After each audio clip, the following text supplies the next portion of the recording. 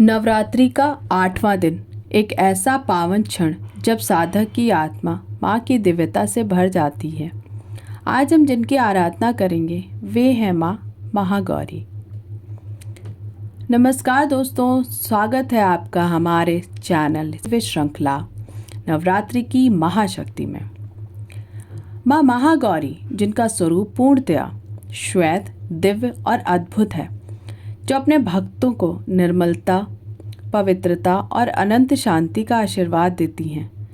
आज हम माँ महागौरी की पौराणिक कथा सुनेंगे, उनकी साधना की विधियाँ जानेंगे और उनके अलौकिक आशीर्वाद से जुड़ने की यात्रा करेंगे।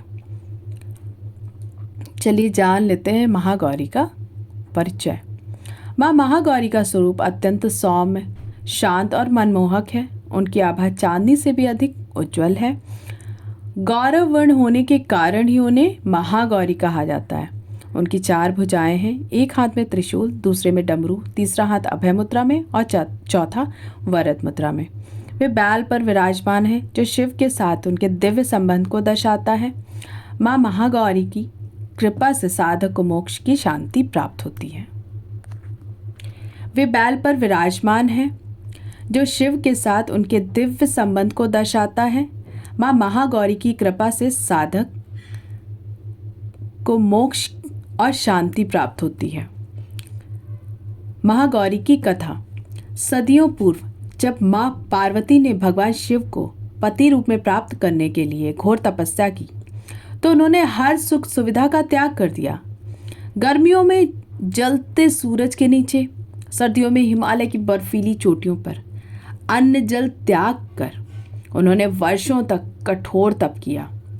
इस कठिन तपस्या के कारण उनका शरीर धूल और मिट्टी से ढक गया और उनका दिव्य रूप काला पड़ गया।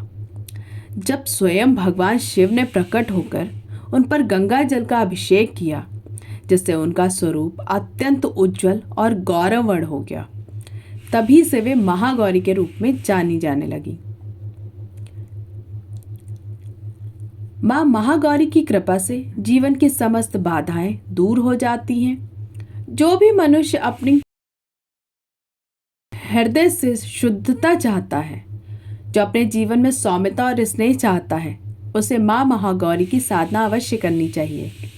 वे हमें मोह, अज्ञान और अहंकार से मुक्त कर ज्ञान, प्रेम और आध्यात्मिकता से परिपूर्ण कर देती हैं।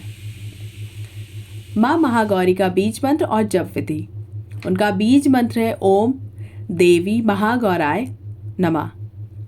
जप विधि है उत्तर दिशा की ओर मुख करके बैठे, सफेद वस्त्र धारण करें, घी का दीपक जलाएं, 108 बार बीज मंत्र का जप करें।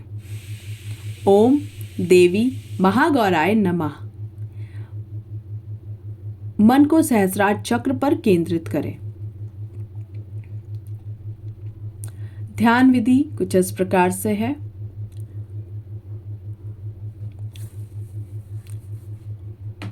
अगर आप महागौरी की कृपा प्राप्त करना चाहते हैं तो उनकी ध्यान विधि बताए गए नियम के अनुसार करिए। सबसे पहले किसी साफ सुथरी जगह पर बैठ जाइए, आंखें बंद करिए, शरीर को स्थिर करिए, अपने सहस्रार चक्र पर ध्यान करिए। सिर के शीर्ष पर वहाँ एक उज्जवल श्वेत प्रकाश प्रकट हो रहा है। उसमें माँ महागौरी की शांति और करुणा समाहित है। हम हल्के और शुद्ध महसूस कर रहे हैं।